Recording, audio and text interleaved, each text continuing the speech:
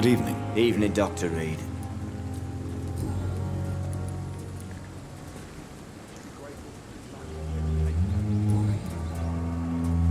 Do you need medical attention? Don't get me wrong, sir. I'm grateful for what you've done, but I've never felt comfortable with doctors. I will see you later.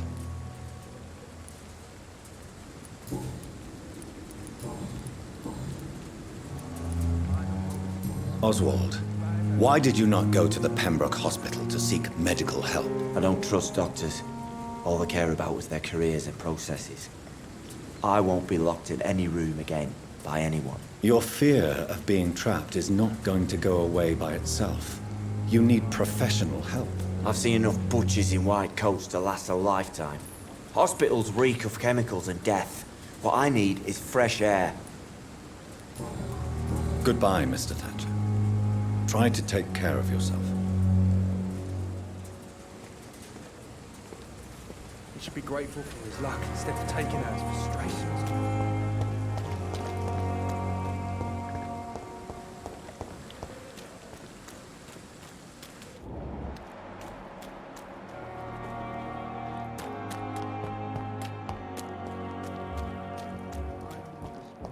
Everything bad that has happened.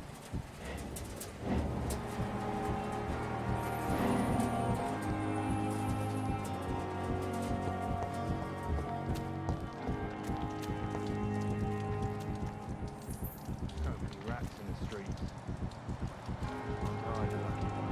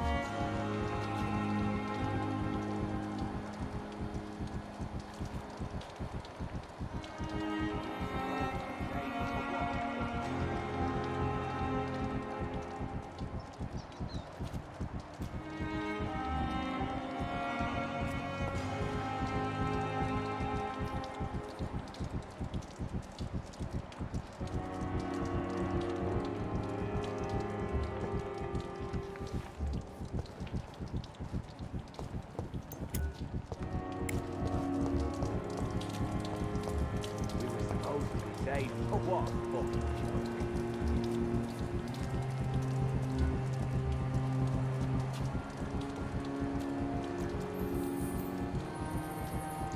Should be grateful for his luck instead of taking fought for England, but England won't fight for us.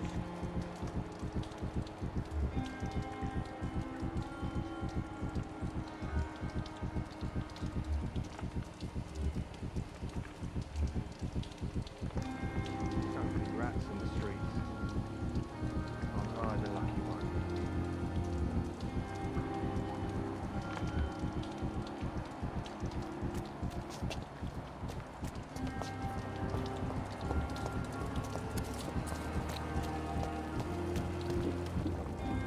Good evening. Evening, Dr. Reed. Goodbye, Mr. Thatcher. Try to take care of yourself.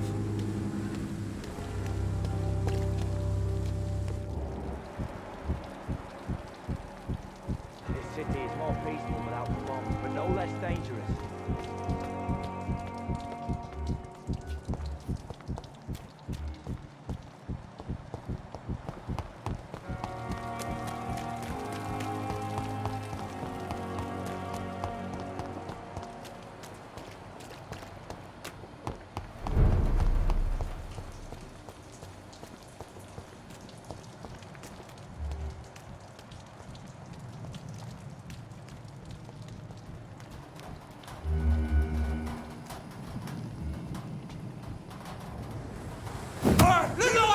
It's on to us!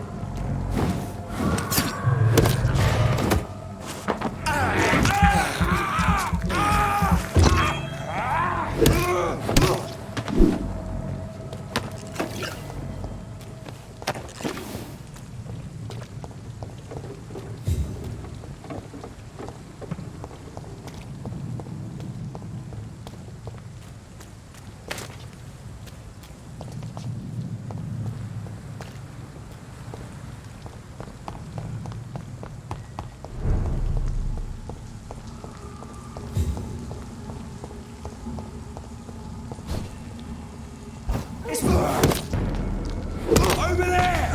There's one of them!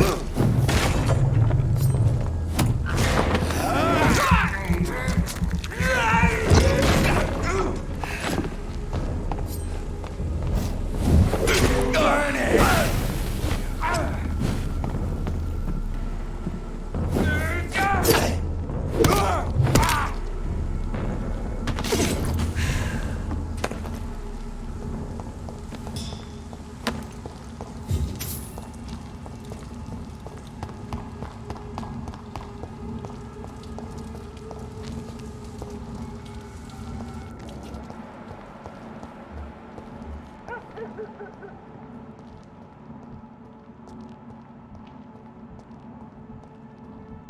Die, vermin!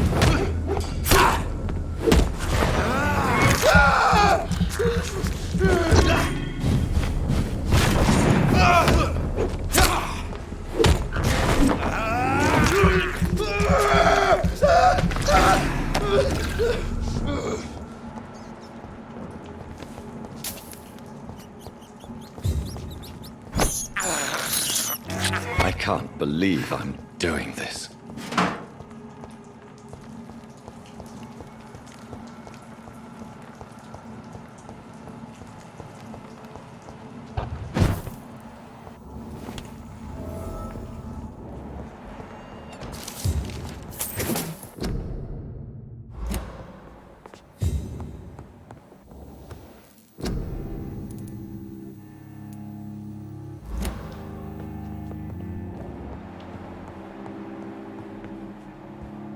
It's locked, all right.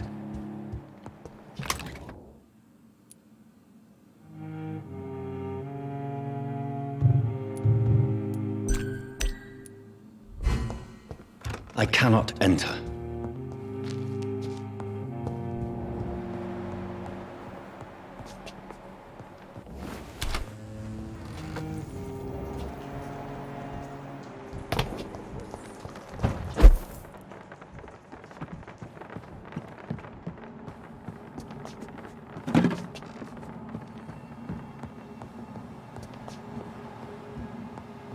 It's locked.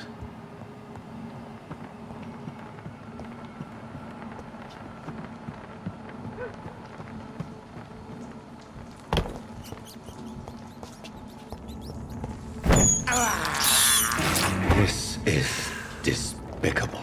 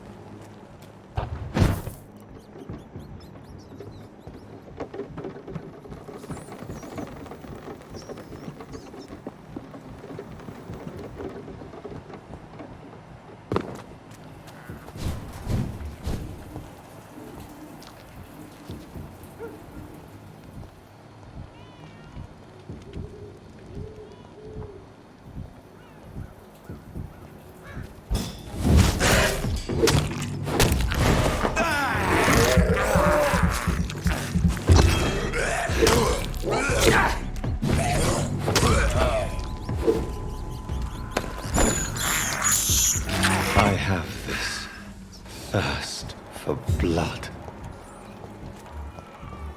More and more of these bloody leeches every night. Aye. But the guards recruit more and more every year.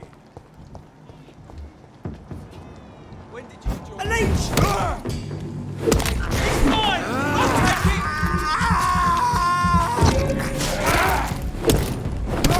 it! We have to stop it!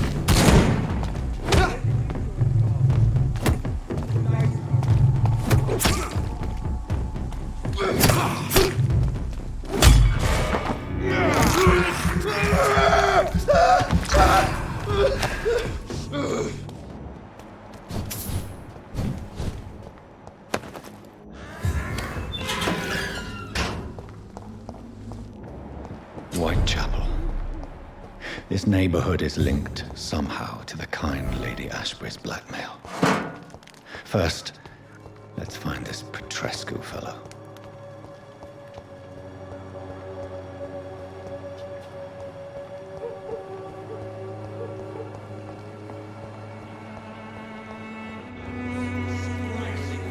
Fuck you all! Fuck it all! Stop it now, Albert, stop it!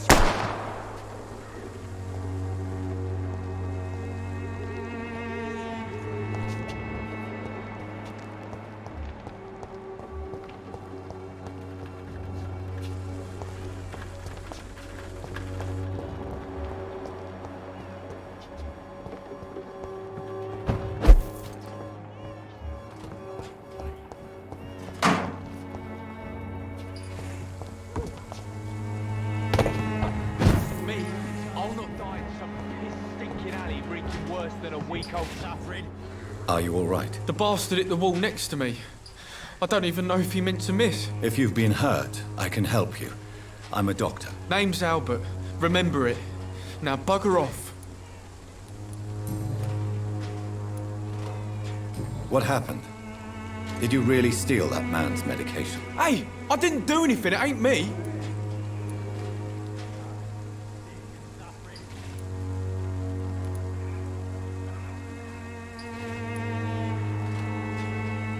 All right. Perhaps the poor drunk just confused you with someone else. Sod off, mister. You ain't got no clue what's going on here. Bastard was a soldier in the war, so now he's got the right to shoot me. It's true. I'm not familiar with this part of town. Perhaps you could help me. I said...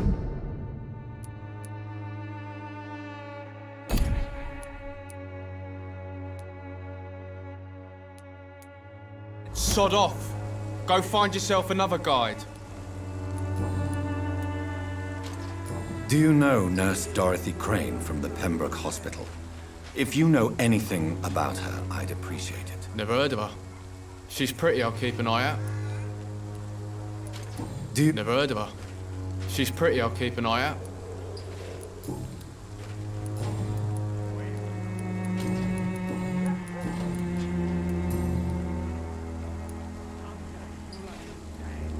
Do you need assistance? Please. Feeling tired these days. There you go. Let's hope nobody steals it from you. Very funny. I found the recruiter you were expecting. He's dead, but he carried a note. The Wet Boot Boys have accepted your application. I knew it! I told you I was tough enough. I'll be free soon. This note was found on a dead man, Albert. If that doesn't change your mind, then you must be ready to face the risks. You're all fancy words, none of which concern me. Go worry about someone else. I'm fine and I've a future here.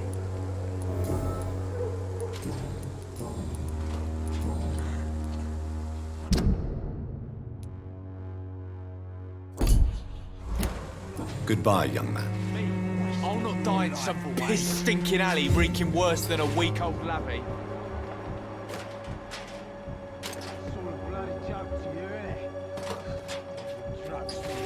How are you, boy? I'm not your boy, all right? Now piss off.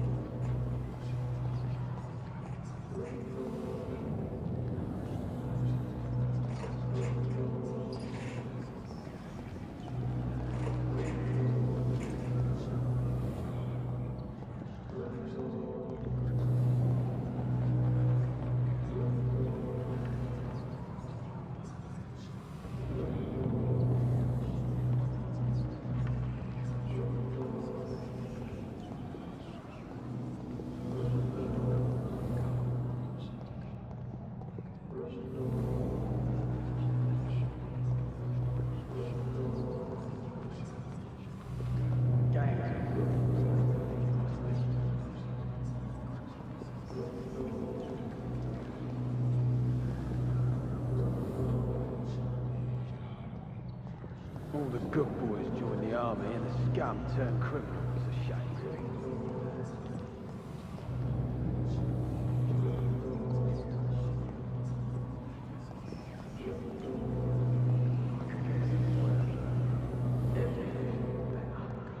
Its effectiveness has been proven by them.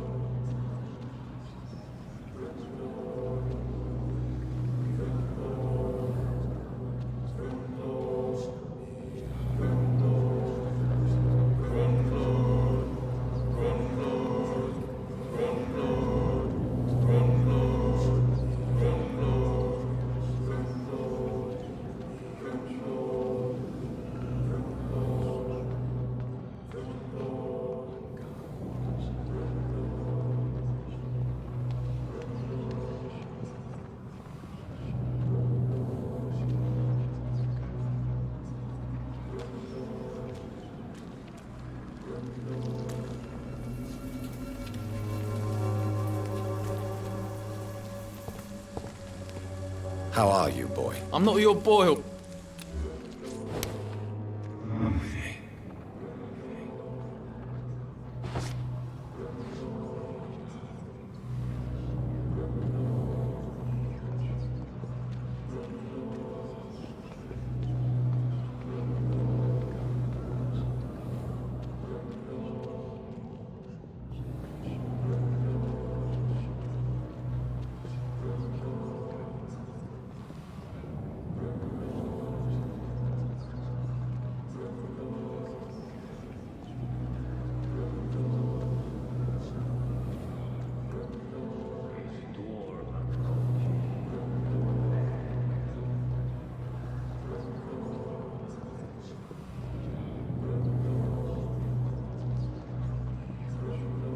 The Swanborough cordial can be the answer to all your problems. As long as you have the money.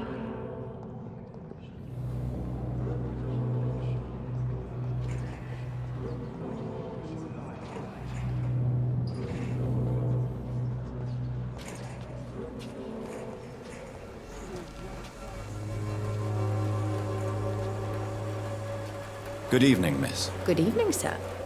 Are you interested in a miraculous cure for this unknown and deadly epidemic? Actually, I am. Then you have come to the right place. The famous Swanborough cordial is all you need to help keep you in perfect health. Oh, really? Why didn't I hear about it during my studies? I'm Jonathan Reed, by the way. Dr. Jonathan Reed. Ah, my brother has spoken of your research, sir. I'm Loretta Swanborough, and it's always a pleasure to meet a fellow healer. Tell me, who intrigues you most in Whitechapel? The region itself is something to see, but I would say Camellia the mute florist who gives away her flowers.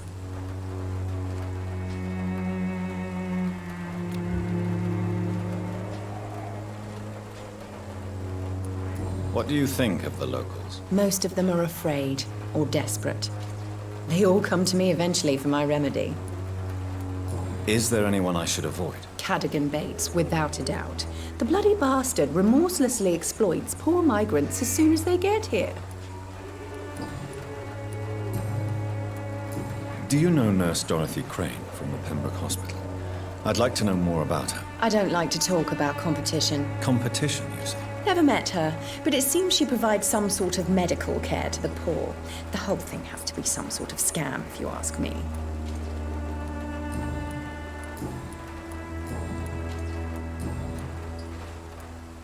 I'd like to see what kind of medicine you're selling. Drugs for the sick and suffering.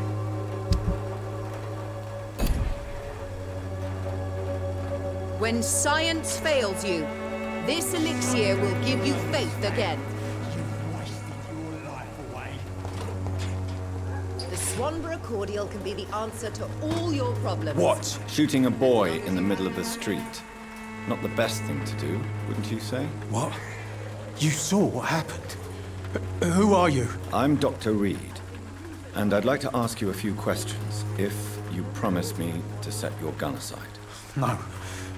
Look, I'm not a violent man. I'm Benjamin Palmer, doctor. And no one can help me. Not even you. What can you tell me about this place? Nothing to say, really. This is where I used to live, and this is where I live now. You don't have anywhere to go? No family that would welcome you? Not since the death of my wife, Albert's mother. She was sick, you see. Long before the flu and all this shit. You mean you used to have a better life? Yeah, I had a wife, a home, and a job. I even used to have a name. And now I'm just Ben the Tramp. Perhaps you could focus for a moment and tell me your troubles. I'm sick, broke, and my son just stole my pills. Everything's coming up roses.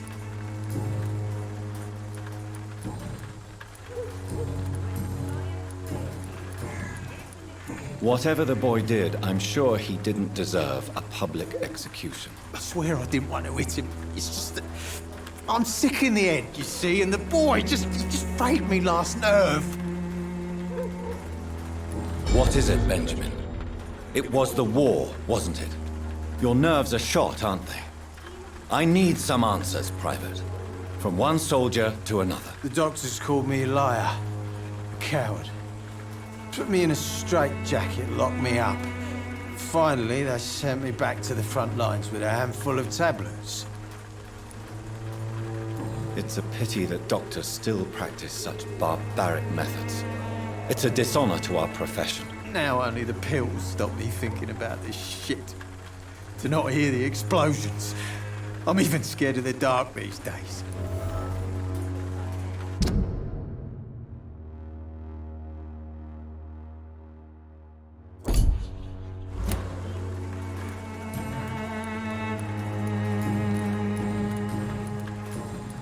Do you know Nurse Dorothy Crane from the Pembroke Hospital? Have you heard anything? It's funny, I've been searching for her too. I need some pills. But the woman is a phantom, if you ask me. Really? And why is that? Word is she ain't real. She's a cover for some doctor who runs an illegal dispensary for migrants. Really? And why is that? Word is she ain't real. She's a cover for some doctor who runs an illegal dispensary for migrants.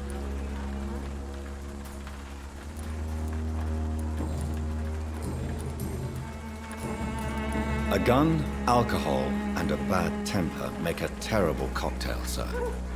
Goodbye for now. Its effectiveness has been proven by many. Good evening, Benjamin. Can I help you? I'm afraid not, Mr. Reed. You don't seem well, Benjamin. Do you need any help? I always feel ill, sir. It's like I'm never right. I will see you later. A gun, alcohol, and a bad temper make a terrible cocktail, sir. Goodbye for now. The Swanborough cordial can be the answer to all your problems. As long as you have the money.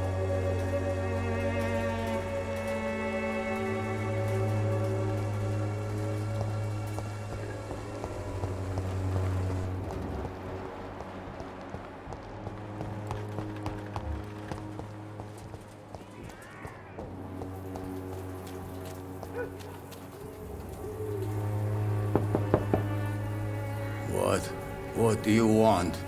Leave me alone. Good evening, sir. I'm Dr. Reed. I'm looking for Nurse Dorothy Crane. There is no Dorothy Crane here. Now goodbye. I'm afraid this medical leaflet says the opposite, sir. Really? Well, I'm afraid I'm going to close this door right now. Go bother someone else, Mr. Doctor. To enter that house, I must discover who this man really is. I must insist, sir. Please let me see Nurse Crane. I have no time for you, sir.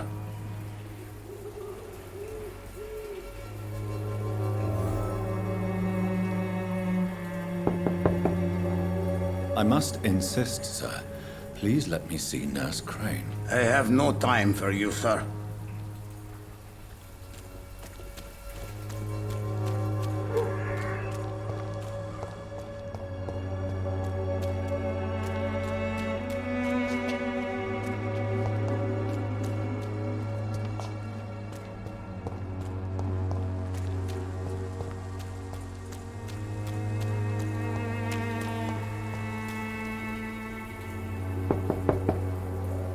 No one's there.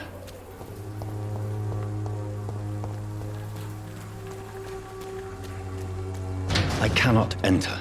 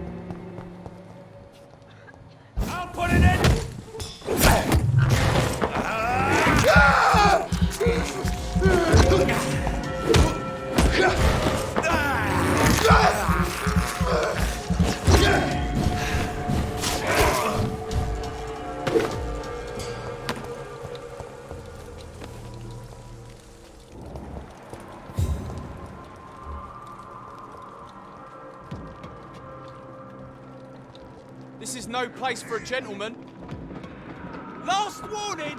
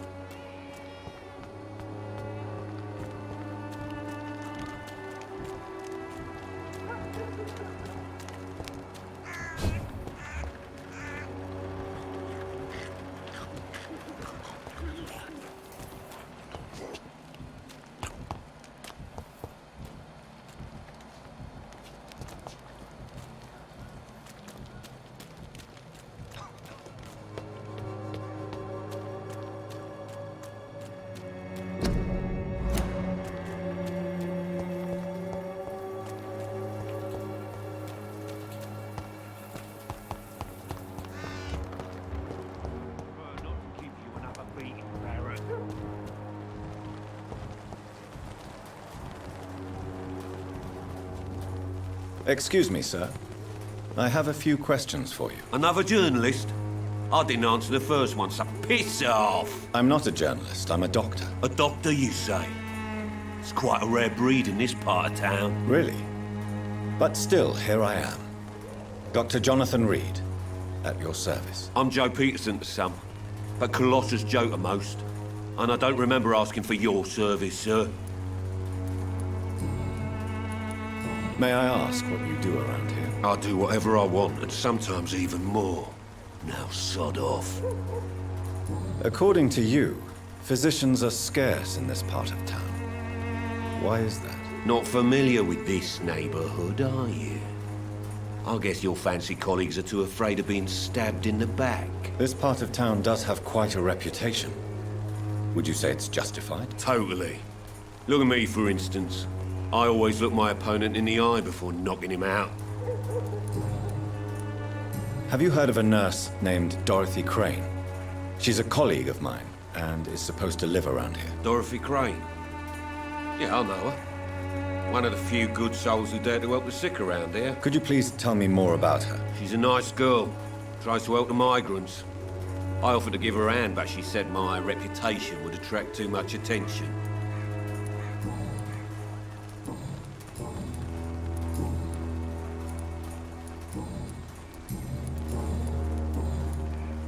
Have you heard of a nurse? Dorothy, Could you please... She's an... Goodbye, Mr. Peterson.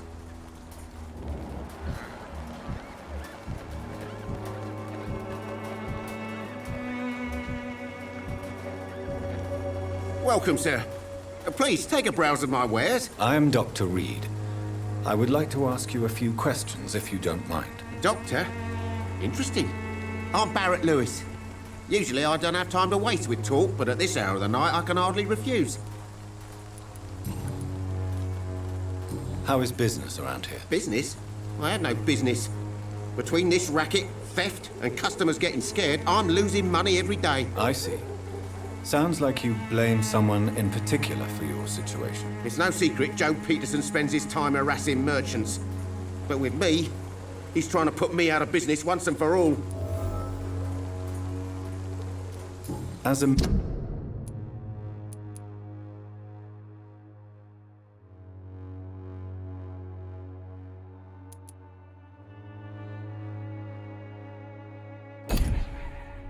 merchant, you see Whitechapel every day. Have you noticed anything out of the ordinary recently? Well, you mean besides the epidemic, the war, and all the usual crap? As long as I can remember, this part of town has been a bottomless pit, and no sign of the bottom yet. Violence is increasing in the borough. Yeah. A few nights ago, some blokes jumped me. Came out of one of the condemned workshops. Fever, madness, something like that. Where did this happen? Why did you go there? In the closed workshops nearby. I worked there as an apprentice in better days. Now I only go to find trinkets or tools. Too bad I was mugged, though. There was good money in that little box of loot I lost. Have you been hurt? No, but that's only because I ran like hell. Those men were raving lunatics, I tell you. Not even able to speak anymore, just screaming.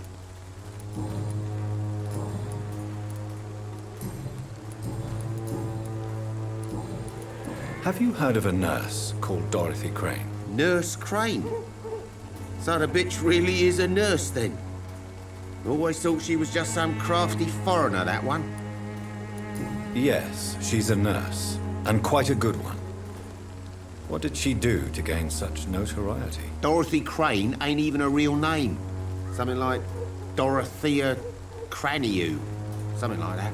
Came to England fleeing the war, I was told. That doesn't explain why she irritates you so much. Your precious Nurse Crane gives away medical supplies and prescriptions for free. I offered to sell it for a fair cut, but no. Miss Crane wanted to play the quiet saint.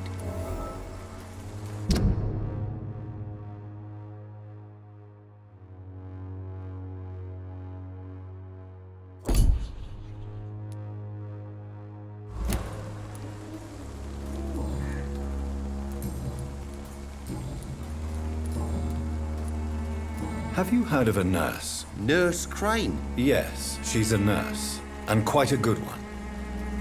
What did she do to gain such notoriety? Dorothy Crane ain't even a real name. Something like Dorothea Craniu. Something like that. Came to England fleeing the war, I was told. That doesn't explain why she irritates you so much. Your precious Nurse Crane gives away medical supplies and prescriptions for free. I offered to sell it for a fair cut, but no. Miss Crane wanted to play the quiet saint.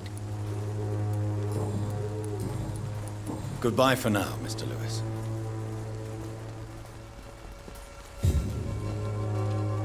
I know it's hard to believe, but this district has always been wretched. Don't let your guard down, sir.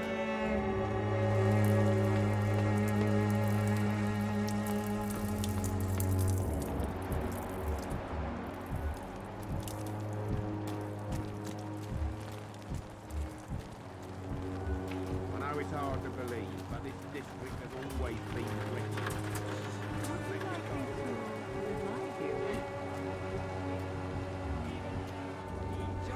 Don't be shy, handsome. What can Christina do for you? I'm not looking for what you're selling. But I'd like to ask you a few questions, if I may. I'm a doctor. Dr. Reed. All right then, but be quick. Though I usually get paid when I open my mouth.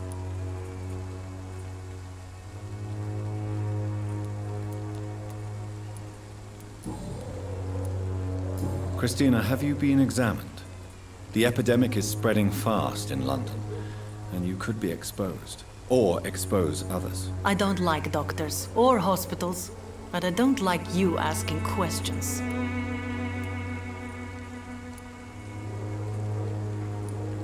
Considering your line of work, I assure you it is only a matter of time before you have health issues. If it is going to happen, it will happen. Right now, I need money. That's what's important. You can put your own life in danger, that's your decision. But what about your clients? If you're contaminated, you will put them in danger too. And you think that would worry me? If you knew the men I deal with, their health would not be what you'd worry about.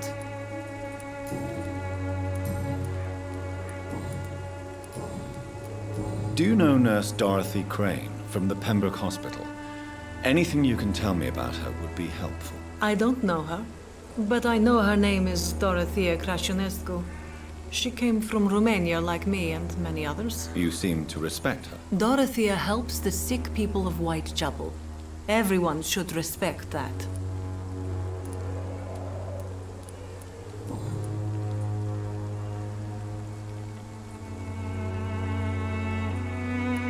Tell me about yourself. Are you joking with me? People don't usually come to see me for conversation. I have no interest in your work. I am, however, curious as to what led you into this career. Short story. The war, exile, and England. This country is not especially welcoming. I've been refused many jobs because of where I am from. I had few options left.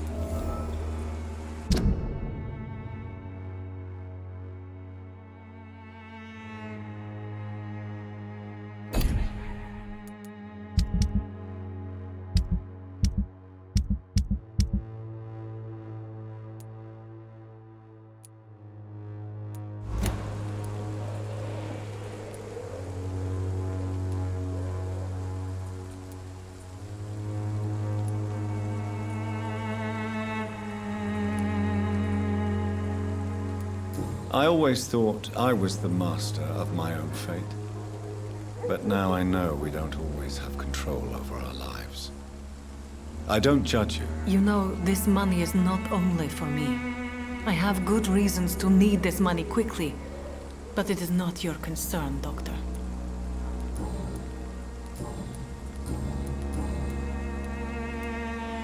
Tell me about yourself. Are you joking? I have no interest in your work. Short story. I always thought I was... You know... Do you know... Do you need any assistance, Miss Popper? It depends on the price of your medicine. I will see you later. Goodbye, miss. Take care of yourself as best you can.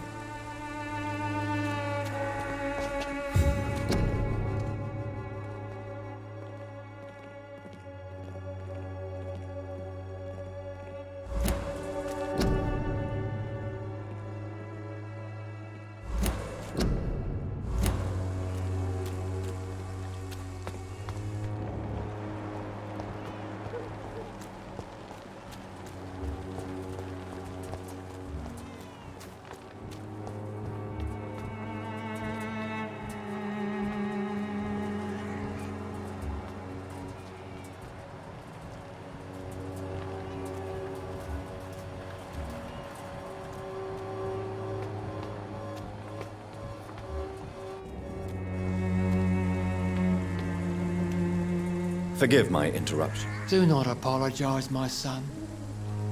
Father Tobias Whitaker is always happy to teach mortals about the incoming Armageddon. I am Dr. Jonathan Reed, and I just have a few questions. A scientist? You are much more lost than I thought, my son.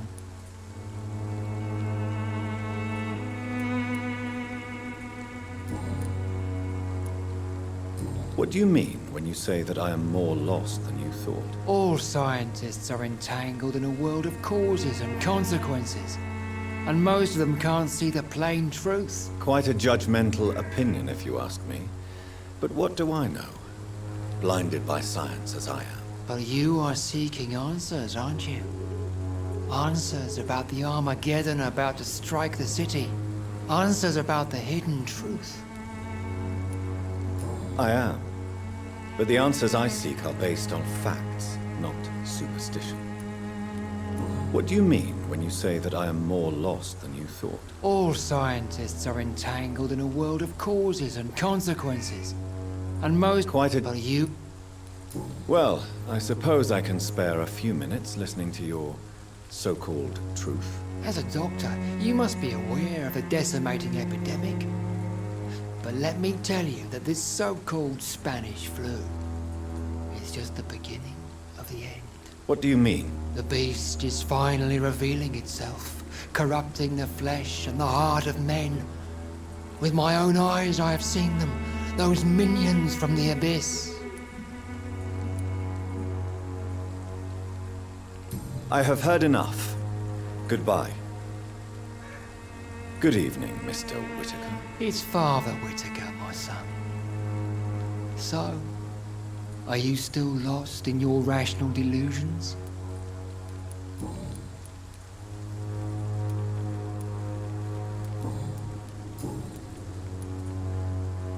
Have you any friends? Any family left in these terrible times? No. But I have a disciple I see as my son. He is so devoted. I send him to preach the good word in the heart of this corrupted city. You sent him on some preaching crusade during the epidemic. As a true believer, Samuel will fear no evil while he walks through the valley of the shadow of death. Where did you send him? I sent Samuel to the Stonebridge Cemetery, where the pestilence and evil grows night after night.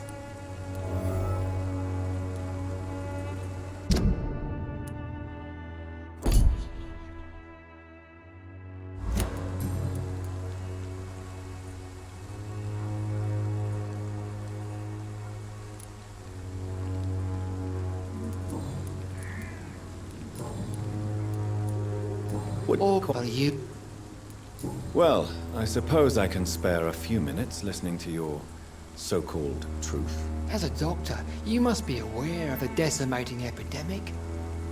But let me tell you that this so-called Spanish flu is just the beginning of the end. What do you mean? The beast is finally revealing itself, corrupting the flesh and the heart of men. With my own eyes I have seen them, those minions from the abyss. Really? And what would be your answer to this biblical threat? We must fight the disease before this legion outnumbers us. But not with scalpels and microscopes. No. What is left then? Cleansing fire.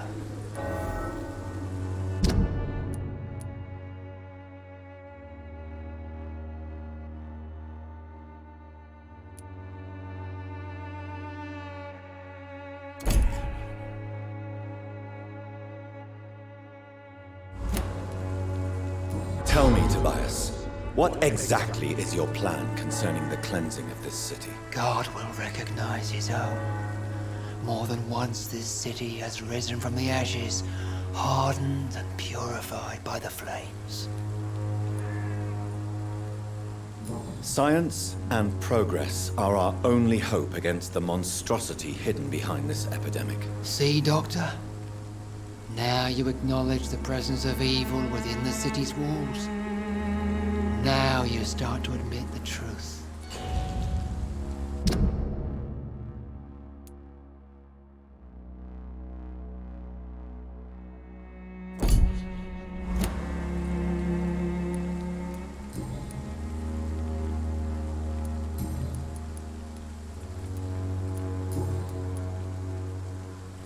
Do you know Nurse Dorothy Crane from the Pembroke Hospital? I'd like to know more about her. I don't like the liberal ideas of nurses, but I especially abhor that Nurse Crane you mentioned. So, you're not exactly a fan of Florence Nightingale's work. But nurses are essential for modern healthcare. Nuns should be the only women allowed to take care of male patients.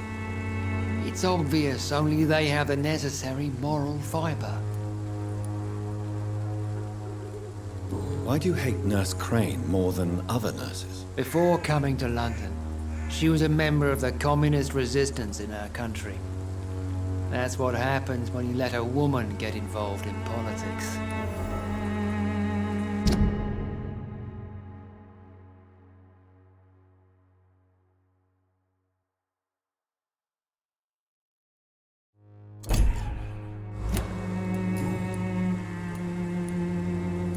Don't you fear getting sick yourself? I've been touched by God's grace.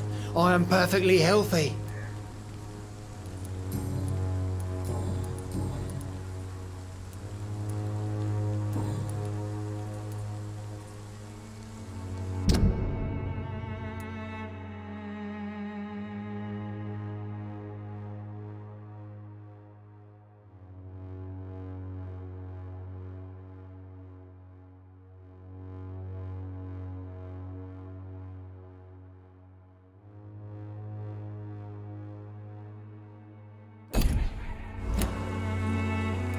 I have had enough for tonight.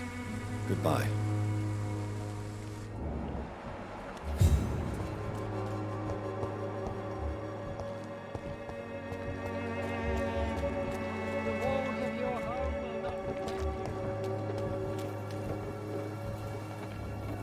Good evening, Christina. Shit.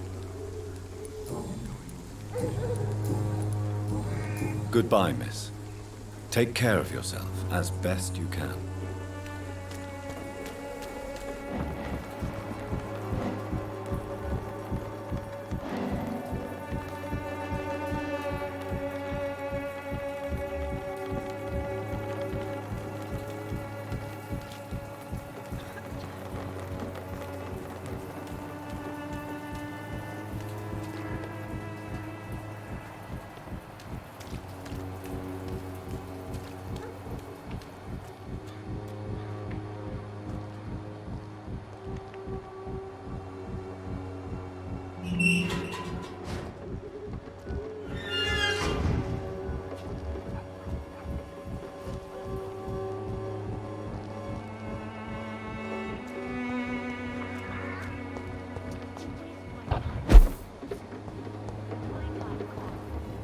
You still want more from Christina?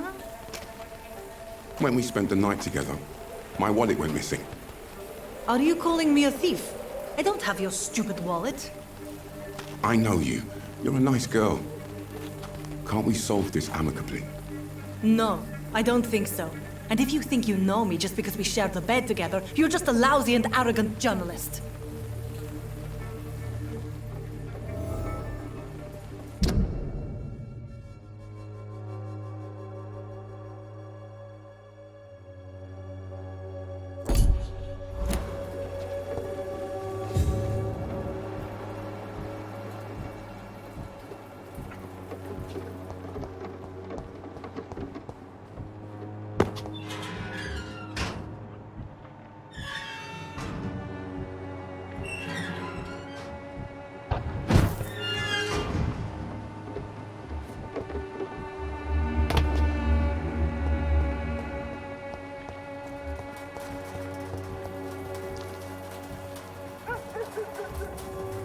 Good evening, miss. I'm Dr. Reed. I'd like to ask you a few questions. I know what you're thinking. A tall stranger who meets a girl in the street at night. It reeks of the penny dreadfuls. But I mean you no harm, truly.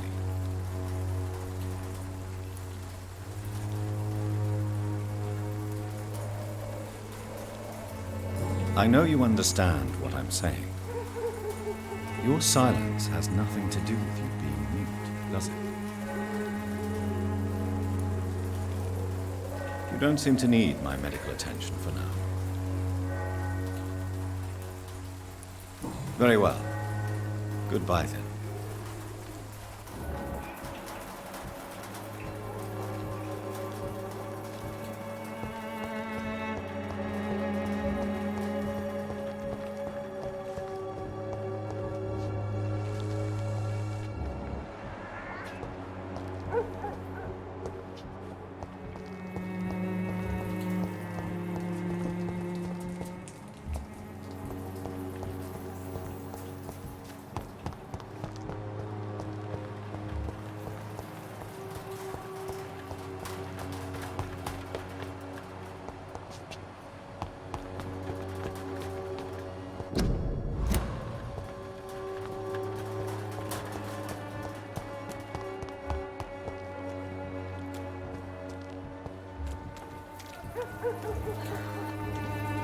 Excuse me, sir. Are you familiar with this part of town?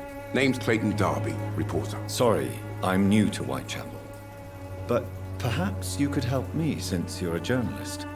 My name is Jonathan Reed. Dr. Reed, the famous surgeon. I'll gladly help if I'm able, sir.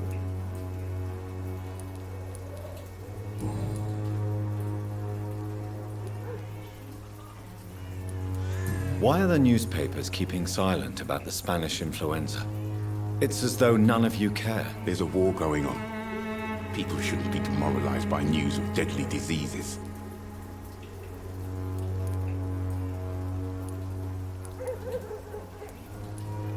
I served in France. Our top priority must be to put an end to this butchery. This war must stop now. Sir, streets are a battlefield too. An invisible and untold war is going on, and it must be stopped.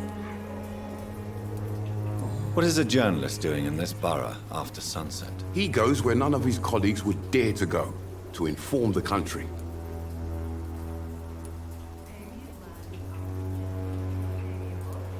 So you risk your life to reveal the truth. I saw many reporters do the same during the war. Whitechapel is the crucible of so many untold stories and tragedies. I want people to know them.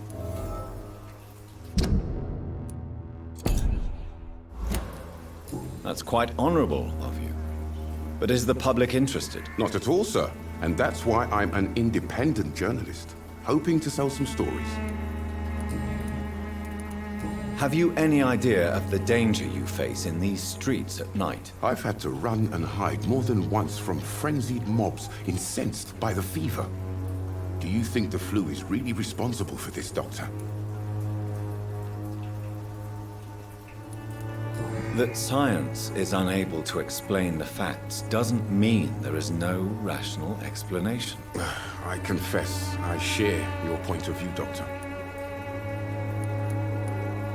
Christina Popper claims she sells her body because she can't find any other work.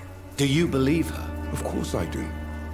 Her story is exactly what I want my readers to understand. We live in an intolerant and divided nation. Do you think things will ever change, Mr. Darby? I believe the situation can only improve. And now that women can vote, I'm convinced things will change.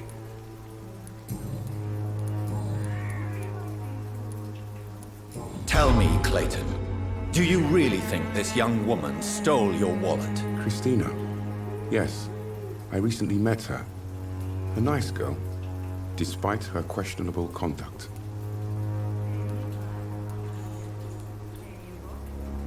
How exactly did you meet Christina? During my investigation, I offered my hotel room to her to rest and get away from the street. And what happened? The next morning, my wallet and my watch had disappeared. I suppose that's what you get for being a good Samaritan.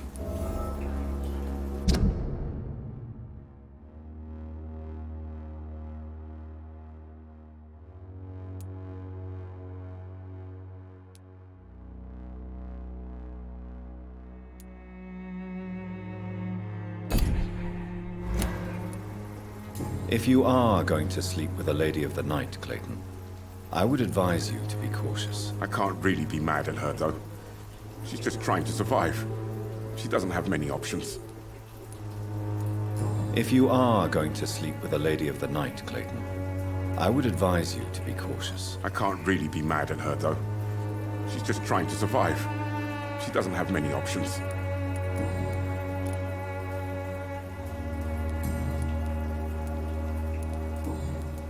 Was it wise to become so intimate with a woman you were supposed to interview, Clayton? Maybe it was. But I have learned to look for the inner truth and beauty in people.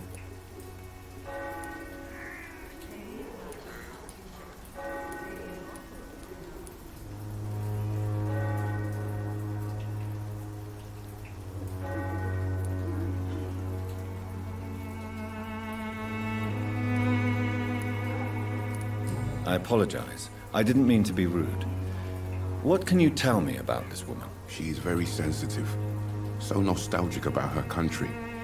I saw her cry once because she'd lost a precious souvenir from her homeland. What was it? A scarf her brother gave her before she came to England. Why are you so concerned? You seem to have something on your mind, Mr. Darby. That we could make peace if I could find it and give it back to her. But I'm afraid she lost the scarf somewhere during her night shift.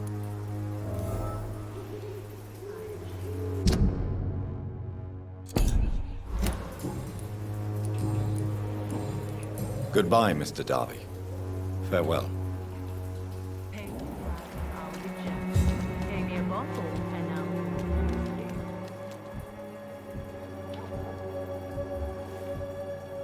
You look so pale, my lord. Would you like me to revive you?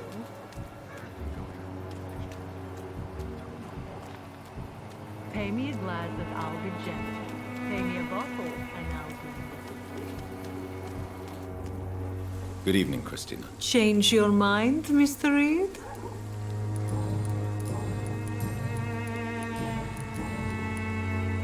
Clayton Darby claims he will expose the crisis in Whitechapel to all of London. Do you believe him? I believe Clayton's courage will erode with time, until he finally leaves Whitechapel to start another fight somewhere else. Why this skepticism? How can you speak about starvation if you've never been hungry? Or about poverty? Or anything else you have never suffered from? Are you talking from experience? I've seen your type come here to get a good fuck in a cheap room or a dark alley before going back to their fancy houses in the West End.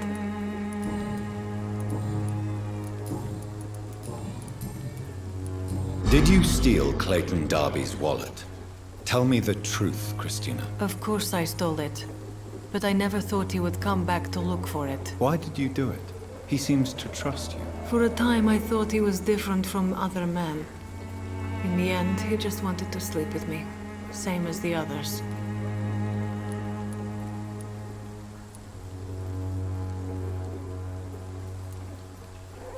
Perhaps Clayton is different. Maybe you two should talk.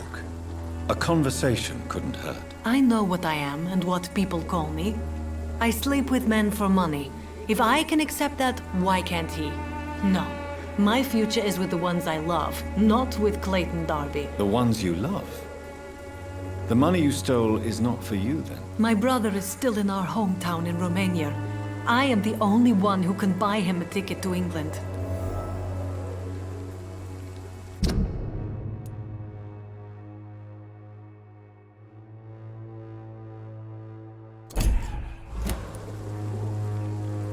Tell me, Christina, is it worth risking your health and your life for your brother's safety? He's the only family I have left. I had to leave Romania without him. I can't be happy until he is near me again.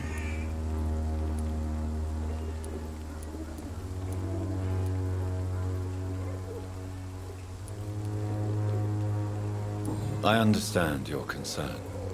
I spent many months away from my family when I served on the front line in France. Every time I write to him, I fear I won't receive an answer.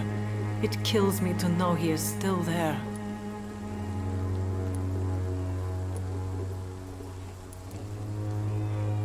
But what about your life, Christina? Are you so worried about your brother's survival that you'll risk your own? You think you know it all because you fought in the war. But my brother is no soldier. I know. We all understand the risks to soldiers, but we don't necessarily recognize the civilian casualties caused by these conflicts. Yes. Wars are decided by rich men who will never take the risk of being shot, raped, or maimed.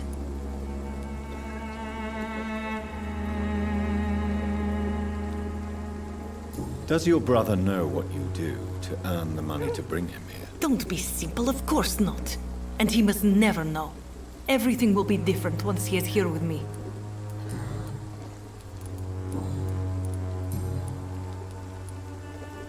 Christina, have you been examined?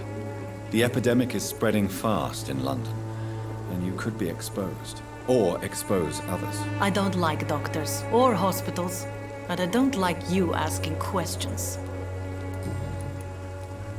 Do you need any assistance, Miss Popper? It depends on the price of your medicine. I will... Goodbye, miss. Take care of yourself as best you can.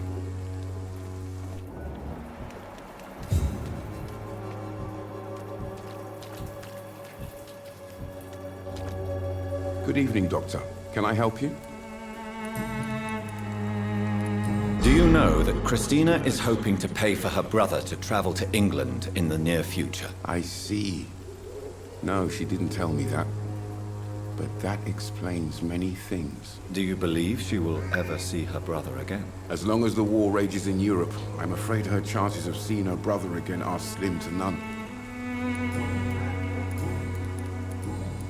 Goodbye, Mr. Darby. Farewell.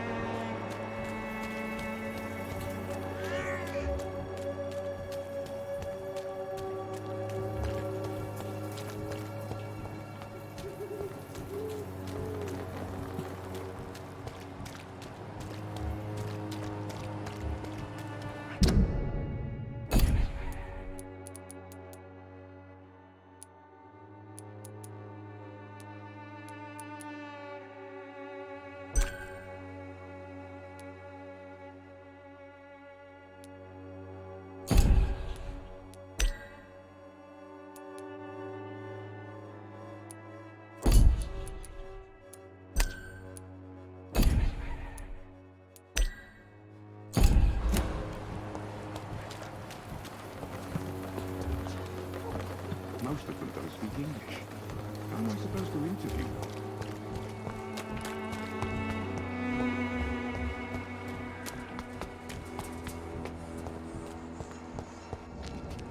Good evening. I have...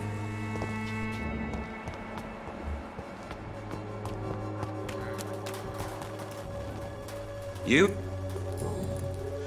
How did you become the local bully everyone is afraid of, Joe? There's no pride in roughing up poor bastards. But this is the only job I've found. And it pays well, too. A job? So you're racketeering for someone else? I got enlisted by the Wet Boot Boys, a gang from the docks. I'm their muscle for their dirty work.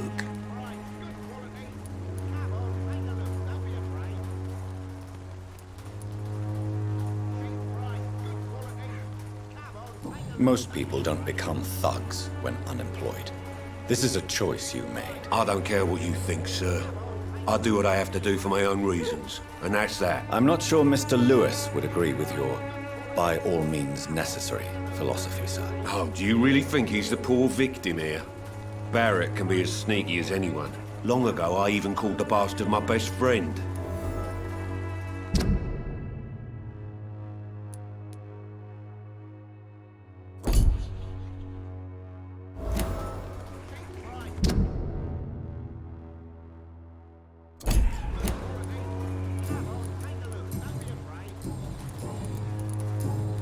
Goodbye, Mr. Peterson. Good quality. Come on, take a look. Don't be afraid. Fancy buying something, sir? You never lose your focus, do you? Joe Peterson. He's the villain here, isn't he? But you seem to know each other. I'd known Joe for years. I saw him box once or twice. He was a friend then. But these days, he's just another thug.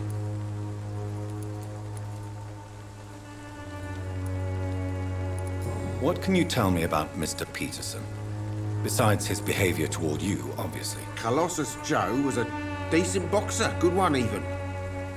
But after his wife passed away, He found every excuse to stop training. Just wanted to pick fights with everyone.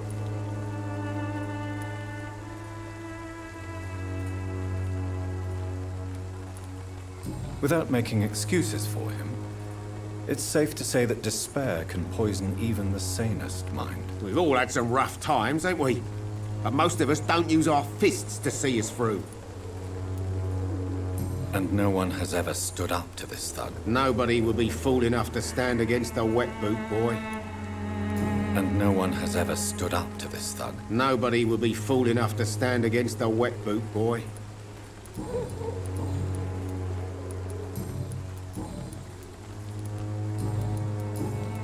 Right then.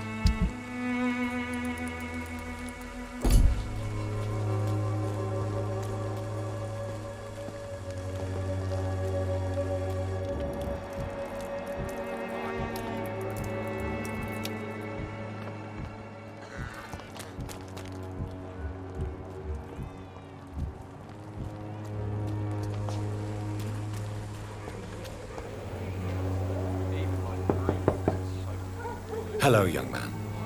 I'm Dr. Reed, and I would like to ask you a few questions. May I enter, please? Sorry, no, sir. My father does not like people entering our house, you see.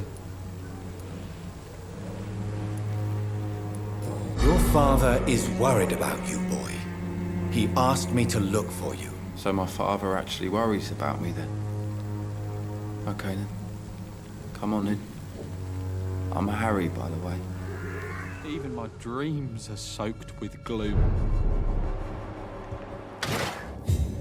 So, may I ask you a few questions? I'm not bothered. What could be worse? How do you feel? I'm fine. I mean, it's not easy every day, but I'm fine. I'm just tired of being sick all the time. If only I could be tough, like. Well, you know. Speaking...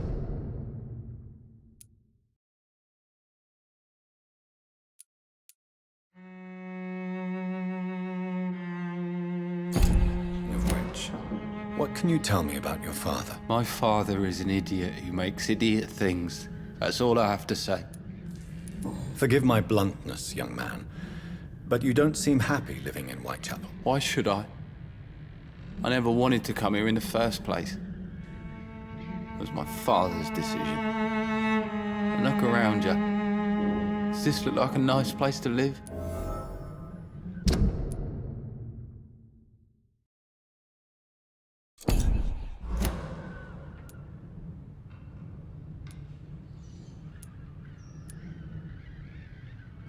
You have a roof over your head, a place to call home. Many people here are not as lucky, you know. That's exactly what my father says. Harry, you should be grateful for what you've got. But I wasn't even consulted when we moved here. If life here is so terrible for you, why don't you just leave this place? Have you ever spoken to your father about it? I don't go outside. It terrifies me so. I went outside once without my father noticing and I saw terrible things. Bloody and frightening things. So that's why you stay at home all day? For fear of the epidemic? I'm not afraid of disease or death, Dr. Reed. It's the living I'm afraid of.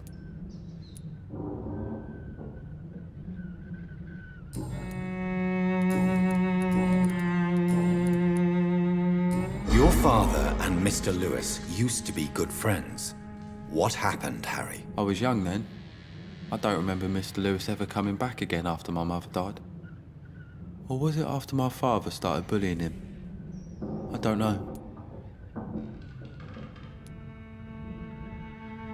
Have you tried speaking to Mr. Lewis about it? I don't go out often, but yes. And he scolded me and told me to leave him alone. I guess my father frightens him too much. But you are not responsible for your father's actions. Am I not? Dad always says that he joined that gang for my safety. So if I wasn't born, people wouldn't be worrying about Colossus Joe. But you are not responsible for your father's actions. Am I not? Dad always says that he joined that gang for my safety. So if I wasn't born, people wouldn't be worrying about Colossus Joe. Do you know Nurse Dorothy Crane from the Pembroke Hospital? I'd like to know more about her. Yes, I know her. She came here to examine me when I was very sick. She said I should go out more. Goodbye, young man. Take care of yourself.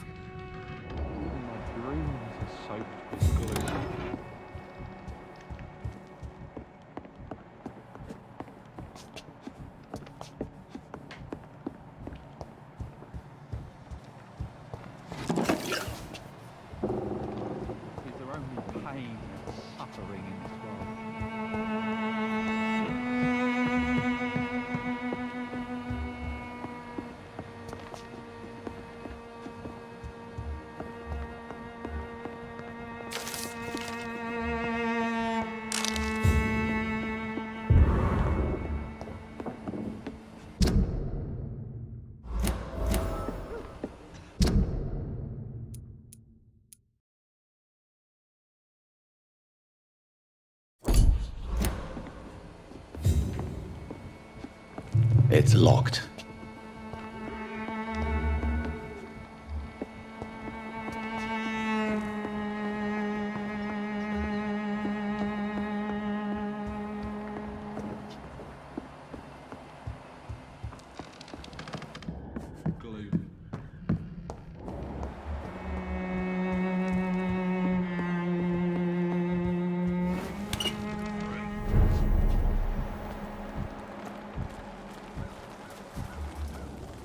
Fancy buying something, sir? You never lose your focus, do you? What do you know of Harry Peterson? The boy seems so fragile. Not like his father at all. Harry's a good boy, but he spends most of his time complaining. He's had it tough, all right, but he needs to grow a pair. What troubles him exactly? Well, despite being his father's son, almost everything, I think. He never wanted to come to Whitechapel in the first place. Hates this place more than most of us. Goodbye for now, Mr. Lewis. I know it's hard to believe, but this district You has again? always been wretched. What do you want this time? Why do you keep on working for the gang, Joe? You know it doesn't suit you. It's true, I hate this job. And I know I made some bad choices, but I'm a wet boot boy now. People won't forget it. You could leave tomorrow. Start another life in another town. That's easy for you to say, Doctor. We are poor. My son's weak, and there's no way he'll endure another disappointment. Harry doesn't seem happy living in Whitechapel. Why did you make him come here? I've always put my son's interests above everything else, whatever he may think. Our house is small but affordable. The walls are thin, but the door is solid. You really love your son, don't you, Mr. Peterson? He's my pride and joy. Even if he hates me for the choices I make and pushes me buttons more than he should.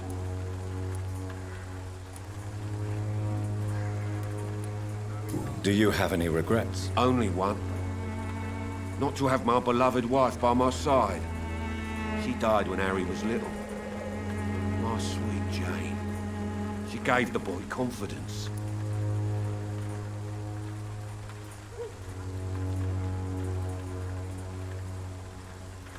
Since the criminal nature of your job means you could be arrested, are you not afraid of what would happen to your boy if you were? No one will ever take my son away from me.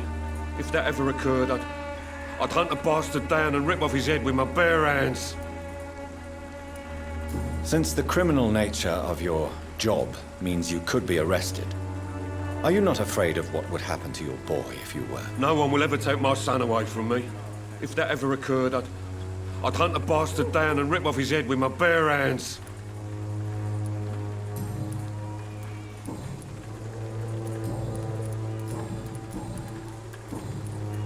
Goodbye, Mr. Peterson. I know it's hard to believe, but this district has always been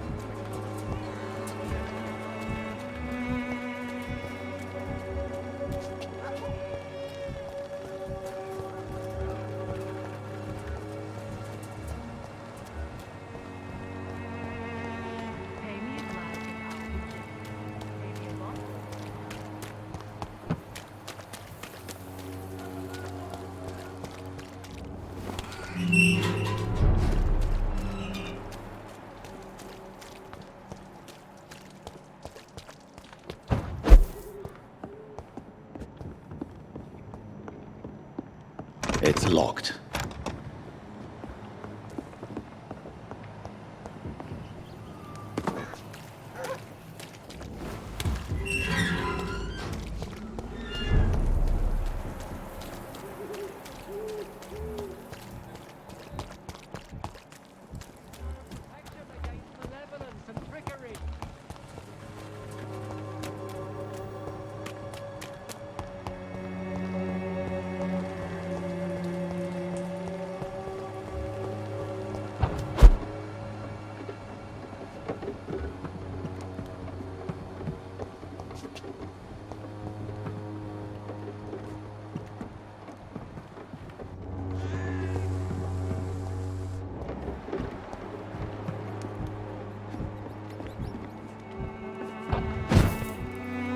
I cannot enter.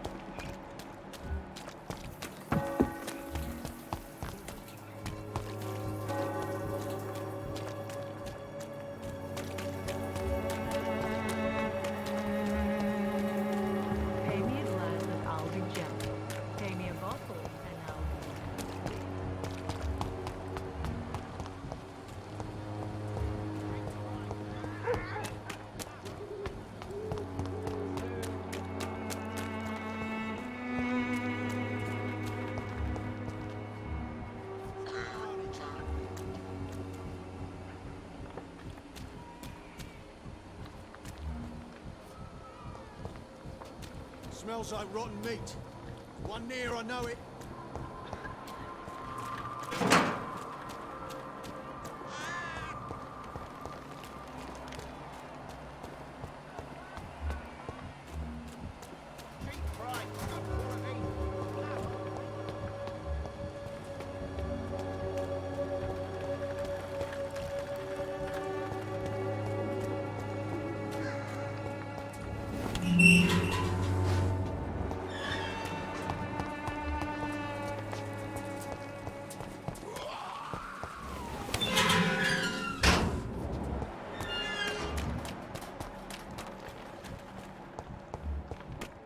The walls of your home will not protect you.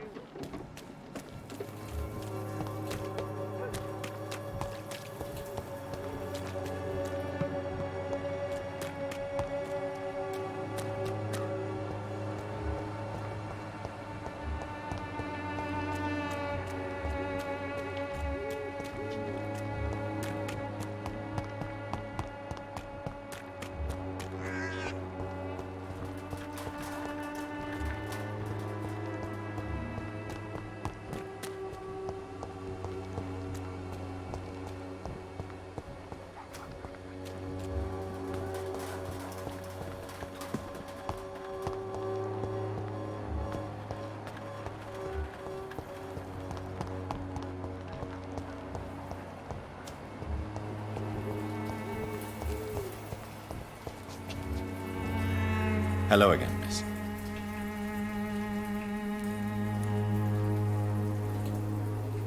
Very well.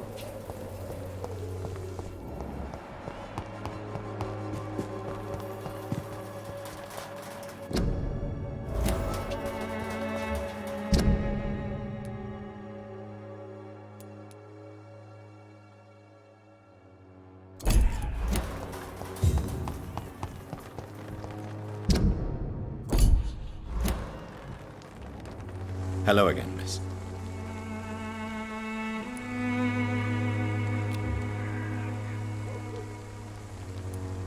Melia, I know you work for Dorothy Crane.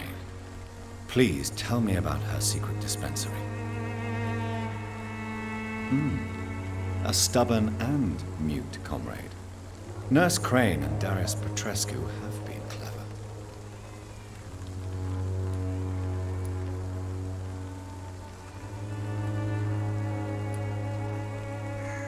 Camellia, I know you work for Dorothy Crane. Please tell me about her secret dispensary. A stubborn and mute comrade. Nurse Crane and Darius Petrescu have been clever. Very well. Goodbye then.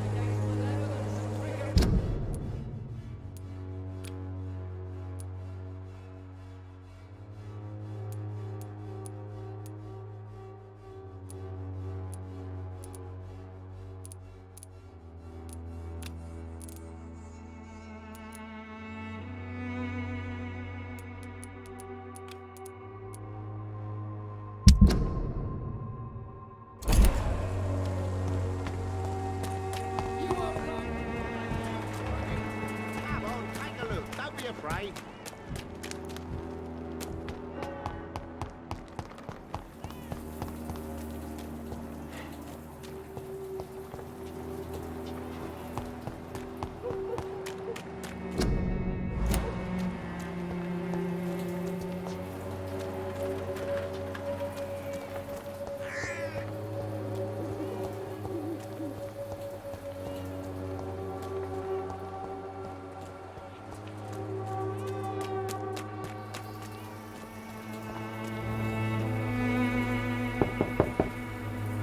There's no one in.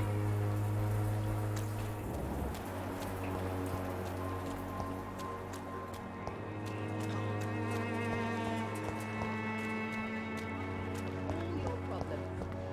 As long as you have the money. Good evening, my dear colleague. Goodbye, Miss Swanborough. Perhaps we'll talk again. Its effectiveness has been proven by many. Even the flu is no match for the Swanborough cordial.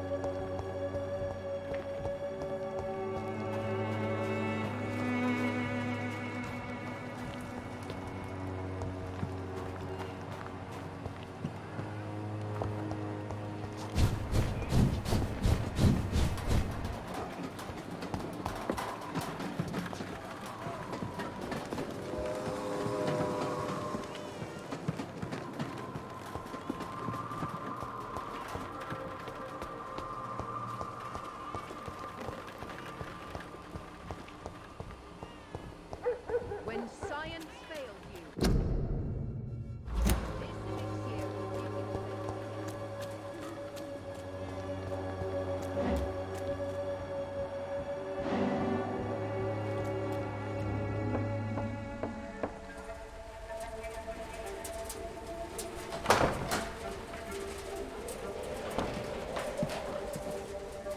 A strange man was at the door with a pass for our medical facility. I refused him entry.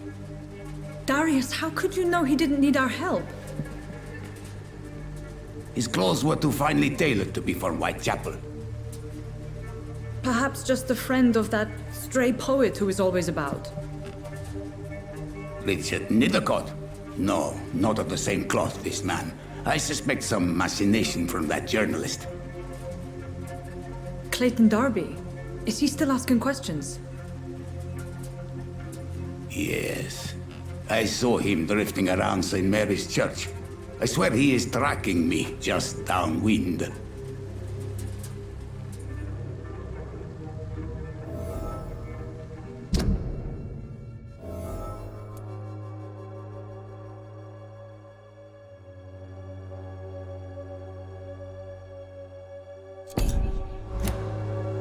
I must talk to that journalist or the poet. They must know about Darius. Nearby the church they just mentioned.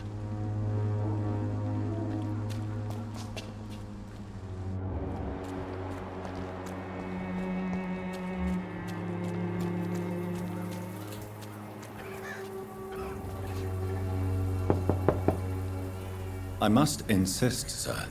Please let me see Nurse Crane. I have no time for you, sir.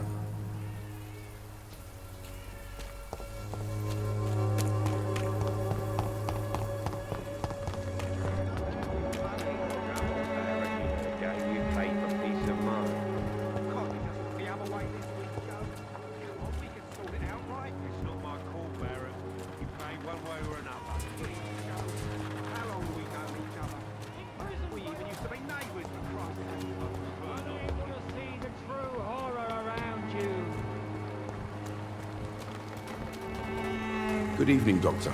Can I help you?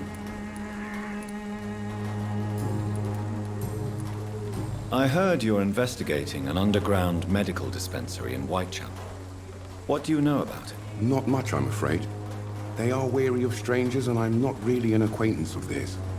Why do you care?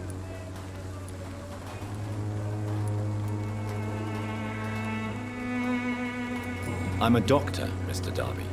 I care about everything involving public health and this epidemic. Are you sure you're not just concerned about the repercussions that a scandal involving a certain Nurse Crane from the Pembroke Hospital would bring? Without a doubt, you are a damn fine journalist, Mr. Darby. What do you know of her accomplice, a man named Darius? I don't know much about the man. He's very cautious, never goes out, doesn't seem to have any friends or family. He has no relatives at all? No, except for that strange man, a poet named Richard Nethercott, who sometimes comes by. Darius would never let him in. Where can I find this Mr. Nethercott? He spends most of his time lurking around Whitechapel, talking to himself or declaring verses. These days, you can usually find him behind the church. He never goes out? No. A few days ago, he unexpectedly did. I followed him, but it was just a ruse to keep me away from his house. Really? How do you know? He went to the nearest mailbox, but just before posting his letter, he ripped it up and threw it away.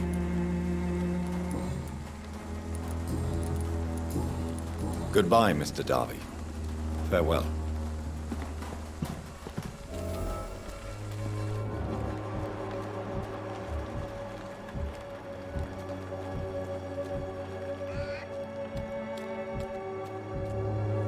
Good evening, Mr. Whitaker.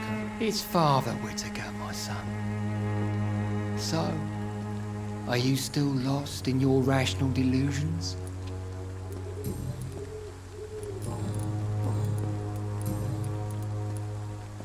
I have heard enough for tonight.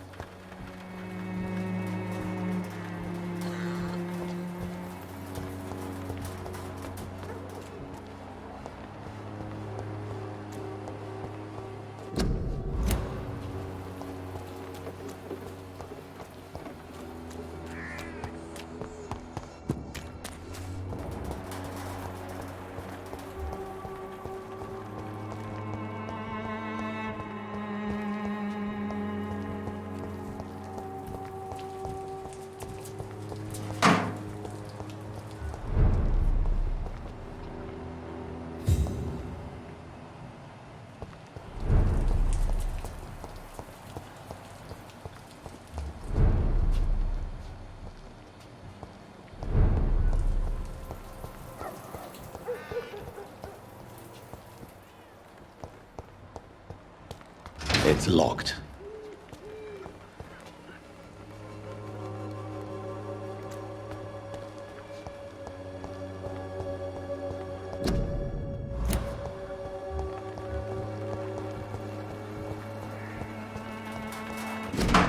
The content of Darius' letter to his children could give me more leverage to enter.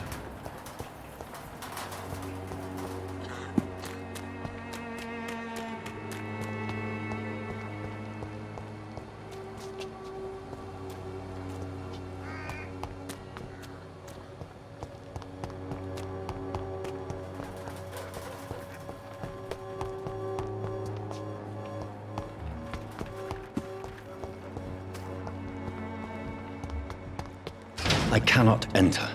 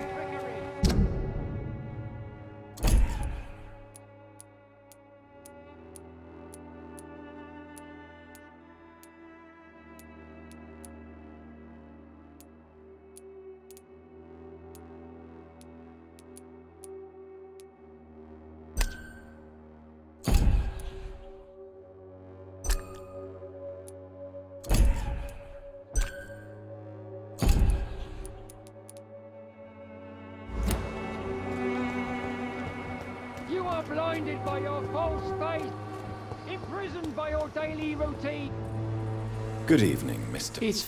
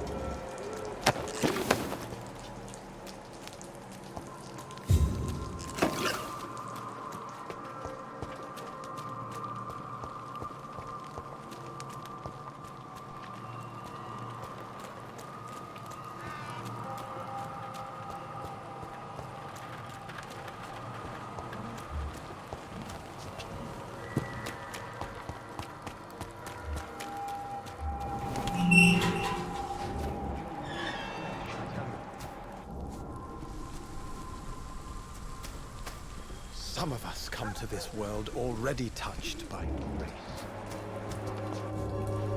Good evening, sir. I'm Dr. Reed. I would like to ask you a few questions. Please be my guest. Although I may not be the best informant regarding this part of town, my words speak about that which the eyes cannot see. Really? Are you an artist of some kind? I'm a poet, sir. Richard Nethercott, at your service. May I ask what you're doing at this hour of night, sir? Do you live here? Not at all. I'm just enjoying the pleasure of a quiet walk. Though night talks are always preferable, if you ask me. Especially with strangers. But are you not afraid of the epidemic? Oh, why should I? I see some equity in the Spanish flu. No flesh should be saved, say the scriptures. Good or evil, rich or poor, all are equal in the eyes of the flu. If you say so.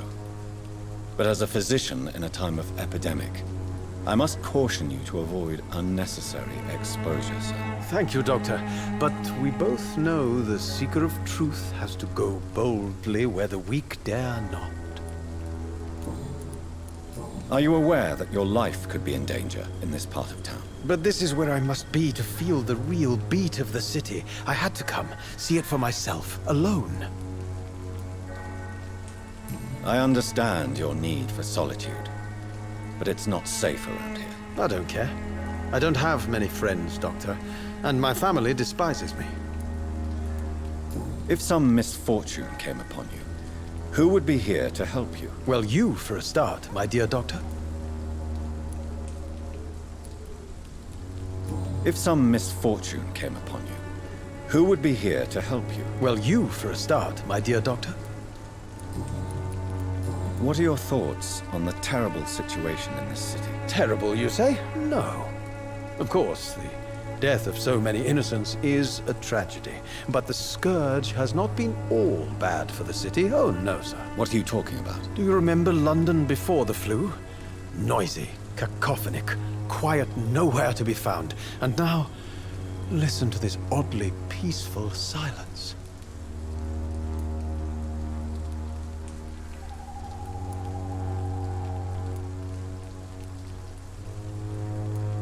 Peaceful?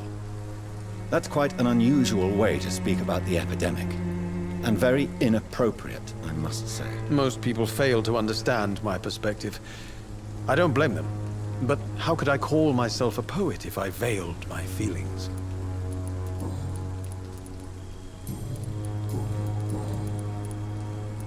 Tell me, Mr. Nethercott, why seek inspiration in Whitechapel? The place is not beautiful per se, but how to explain it? Stirring and challenging. Do you not think it a little morbid? On the contrary, sir. Whitechapel is full of life, full of beauty. Just like my dear muse, the wonderful Camellia. What can you tell me about Camellia? Not much. And that's the beauty of it. She can't speak, you know. She's a locked mystery who exhales kindness and sweetness.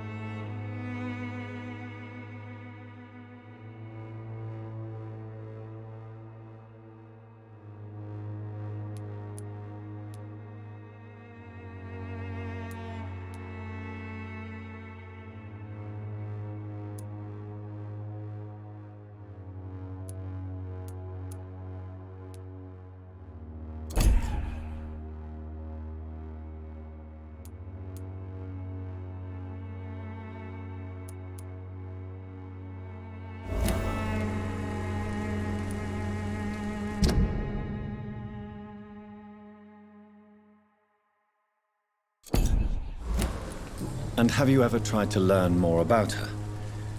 Where she lives? How she survives? Whom she may know? Maybe I prefer she remains an enigma. Reality can be so dull, don't you think? Perhaps you're just afraid to find out the truth about your muse. One day, perhaps, I'll ask her to come with me. But will she still be my wild flower of Whitechapel if she moves uptown? In what way, exactly? The struggle by gaslight, the barren smiles and the added hunger under the rain. If you say so. Such vibrant antagonism and vivid paradox. The stripped humanity raged across each street. Vivid, of course, yes. And what about the poignant distress? Oh yes, the poignant distress. You see what I mean, don't you? That's what I want to write about, and that's what Whitechapel is made of. Did you know the Mute Florist is a member of a secret society? No, I didn't. But I thank you for this information, sir. For it only enriches the mystery surrounding the precious camellia. Are you not curious? Is there not more you wish to know? That girl has not an ounce of malice in her. Whatever she may be hiding, it's certain to be for the benefit of most, if not all. I fear you are a hopeless romantic, Mr. Nethercourt. Guilty as charged, Dr. Reed. I fear you are a hopeless romantic, Mr. Nethercourt. Guilty as charged, Dr. Reed.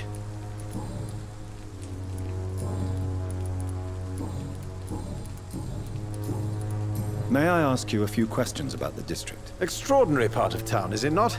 I'll be glad to help you, if I can.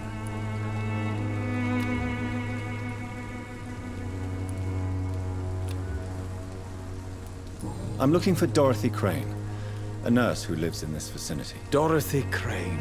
Oh, I love the name. The Crane of Whitechapel. Sounds very mysterious. But, sorry, no, never heard of her. What can you tell me about an old man called Darius? Darius Petrescu? Yes, I know him. At first, I thought he was only a small publisher.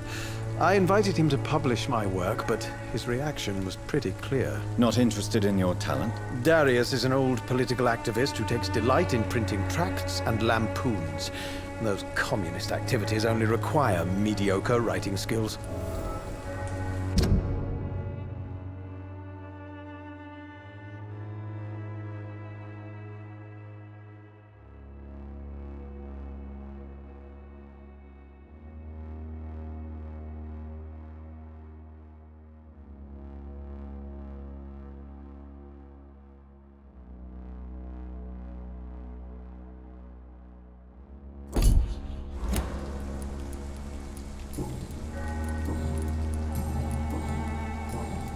I'll leave you alone, sir.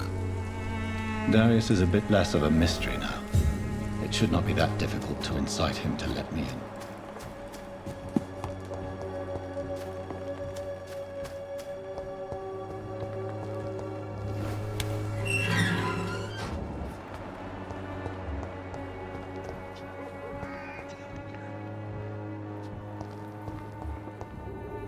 Hello again, miss. Tell me about Richard Nethercourt. I understand he is quite fond of you, Camellia.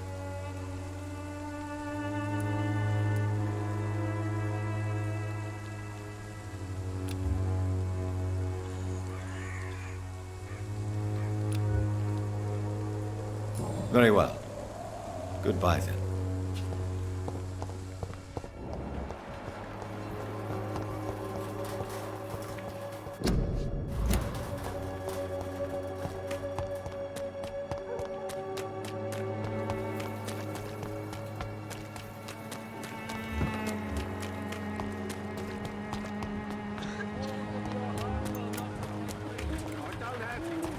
Come on, Barrett, you know the game. You pay for peace of mind.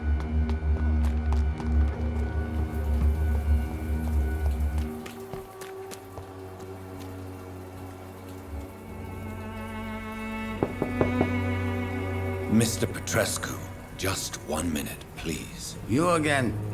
Go away.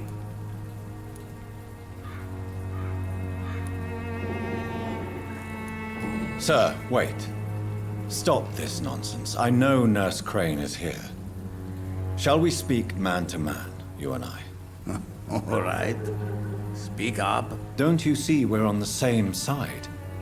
We fight to help the poor, sick, and abandoned. I'm nothing like you, Mr. Doctor. Yes, you are. You too believe in providing medical care without charge. You know what we have to sacrifice to make the world a better place. I have to admit your words have conviction. All right, I'll let you see Dorothea. Don't make me regret this, though.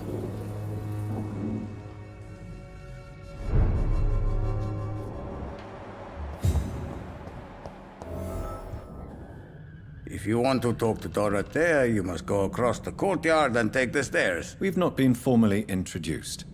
May I ask your name and occupation, sir? I am Darius Petrescu. I'm here to keep snitches and spies away from Dorothea. And I also run this little print shop. So Dorothy's real name is not Crane? Like myself and many people in this area. Dorothea is from occupied Romania.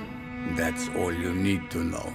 She seems important to the community. More than you can imagine.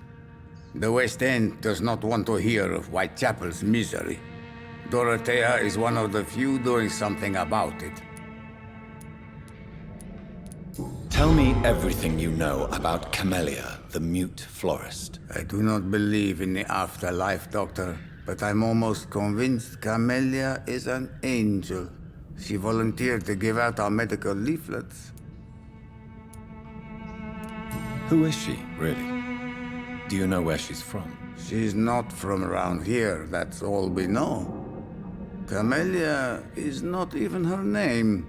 It's her favorite flower. You say she has no close family? Well, there's that awful poet who constantly follows her around like a lost puppy. A good man for sure, but a very poor writer.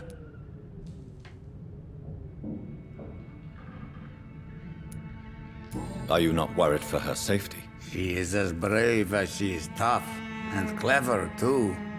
If only I had met her when I was younger. Are you in love with Camellia, Mr. Petrescu? Don't be stupid. If I had met her when I was younger, we could have won our revolution.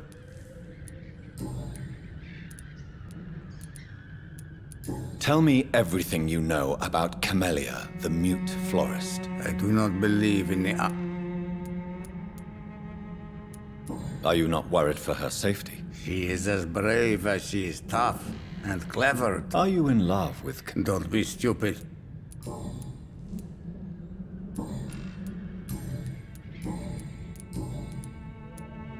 Do you have any family left, Mr. Petrescu? Children or grandchildren? Who knows? I have abandoned my people for so long, they might as well be dead. As dead as I am for them, I suppose. Don't be embarrassed, sir. If you must know, my own father disappeared many years ago, and I forgave him. It's quite awkward to talk about our families like this, but... Thank you, Dr. Reed. I appreciate your trust. This war won't last forever. Did you ever think of returning to your country now it's free? No. I have taught strength and determination to my sons and daughters. I'm an old, dying man who only has memories of better times to cherish. I know you fought for your country when it was occupied, Darius. Tell me more about it. I know my days are numbered, and I know I won't see my homeland again. But I fought for Romania all my life, and I will until my last breath. But Romania escaped the grasp of the Austro-Hungarian Empire. It's a free country again. But it's not the country I fought for. My homeland is not appeased, Doctor. And I still see a dark future ahead for my people. How did you meet Nurse Crane, Darius? Why does she trust you? I'm her oldest friend in England. Dorothea and I share many ideas about this country and about the country we left. You mean occupied Romania, don't you? Even if not directly, I fought against your enemies. Really? Then perhaps you have more in common with Dorothea than meets the eye, Dr. Reed.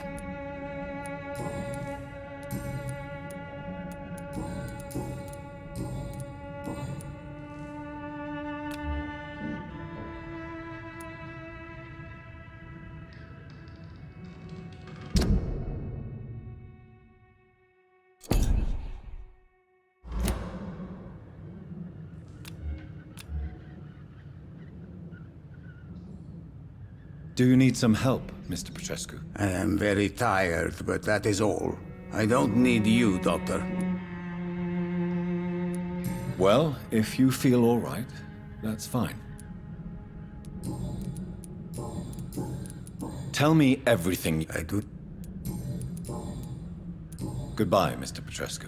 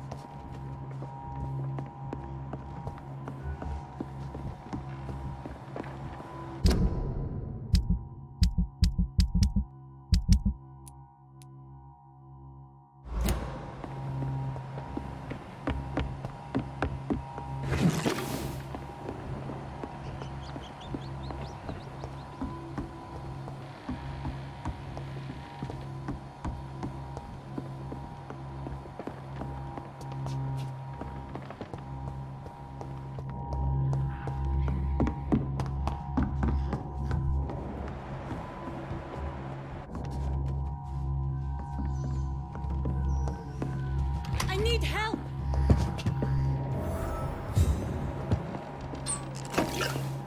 He's going into convulsions, Doctor. What do we have here, nurse? Patient Razvan Vasily. High fever running on 3 days. Complaints of dizziness, muscle aches, and head pain. Diagnosed with influenza. Treatment? Aspirin and salicin for the fever and discomfort. Liquids for dehydration, but he's having trouble keeping even water down. Thank you, nurse. Anything else I should know? He did lose consciousness this morning, but he's never had convulsions like these. He's not convulsing, he's choking. He's not getting any air. Scalpel! Hand me that scalpel! What can I do, Doctor?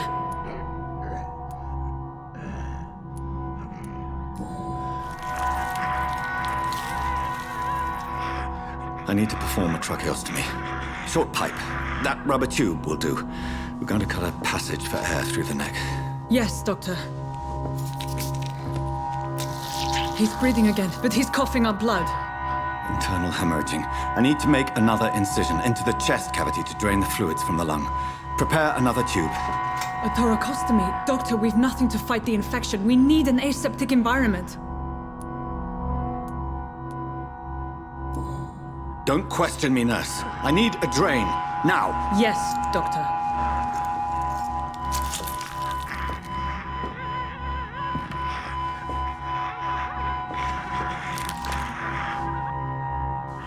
He's still bleeding, Doctor. I'm losing his pulse. The drain must have punctured the intercostal artery. There's too much blood. Are you all right, Doctor? I can't see.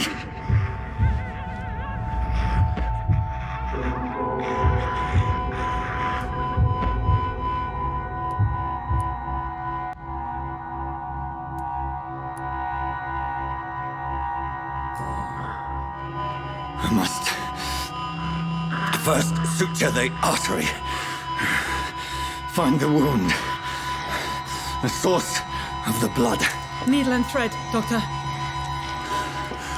Good. The stitches are holding. How's he doing? We're losing him. We've lost his pulse. He's dying, Doctor!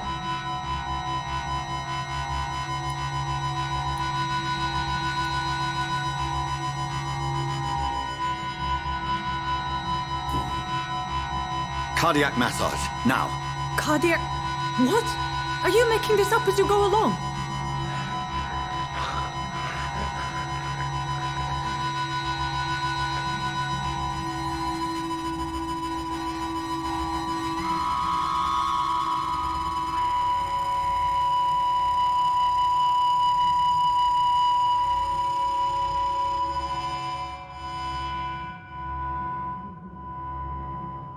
We've lost the pulse. He's gone, Doctor. Nurse, we did everything we could. Truly? Everything you could. Is that how you'll report this in your log? Is this how the war went? Piling up one poor corpse beside the next? This was not an influenza-induced seizure. I've never seen symptoms like these on the continent. Neither have I. But the previous symptoms leading up to this attack were the same, indistinguishable from the epidemic. No. There was something more vile in these reactions. Something primitive. There have been numerous reports of mental breakdowns caused by the fever that accompanies the flu itself, Doctor. Yes, but... I'd best take some samples of the blood for analysis.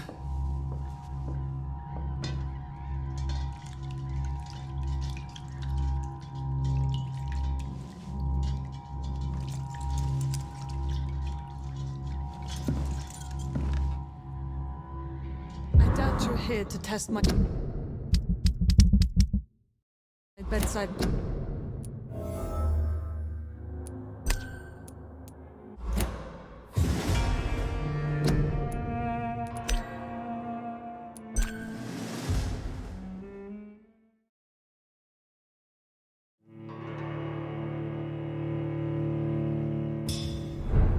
I doubt you're here to test my bedside manners.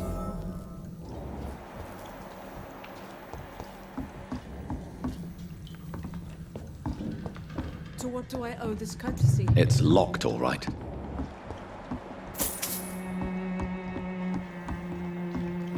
This is an unfitting place for the illustrious. I suspect it was more than intuition alone that led you to us. So, how might I be of service, Dr. Reed?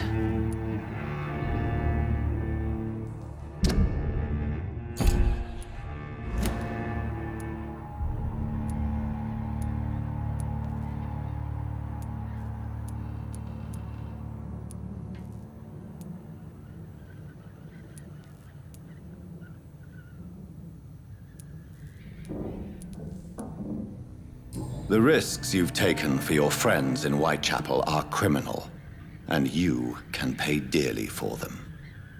Doctor, you think your warnings scare me? I've stolen and plied, blackmailed and lied, but what else am I to do? I'm all these people have. But why Lady Ashbury? Why her, of all people? She's pristine and proper, all right. But that she-wolf in sheep's clothing murders the poor for sport. I have her where she belongs, and I'll milk her for all she's got. Dr. Swansea is a sensible and honest man. He wouldn't have refused your friend's care at Pembroke. It's easy for you to say, Doctor. These people cannot go to the police, nor to the hospital. They don't even speak English. They depend on me for everything.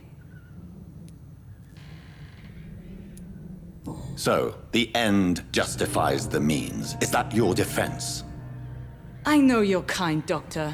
Just another fine-heeled, silver-spooned gentleman who was given the world on a platter. You know nothing of poverty. Nothing of the shame, the hunger, the loneliness.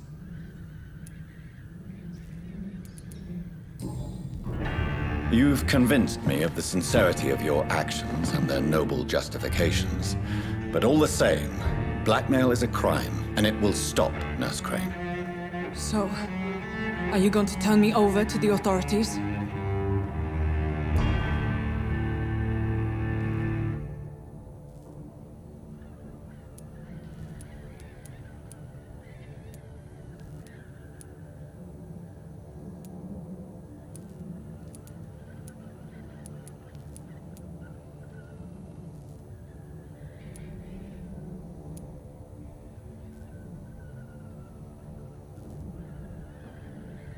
Listen very carefully, Dorothy.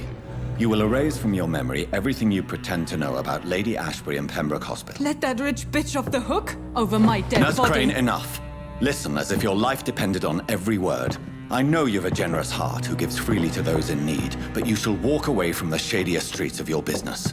I will never abandon... Dorothy, the discussion has come to a close. Your clandestine activities in the Resistance are over. Let it go. I'll let it go. Yes. All gone.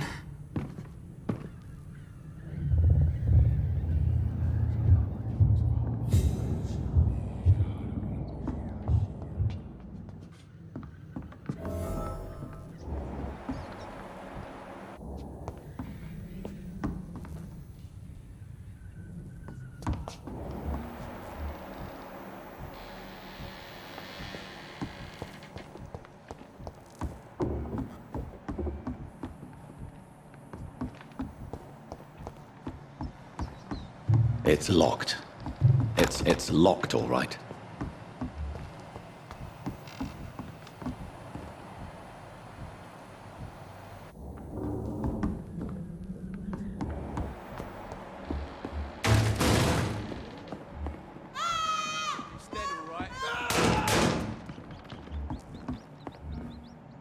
Oh, this one stinks already.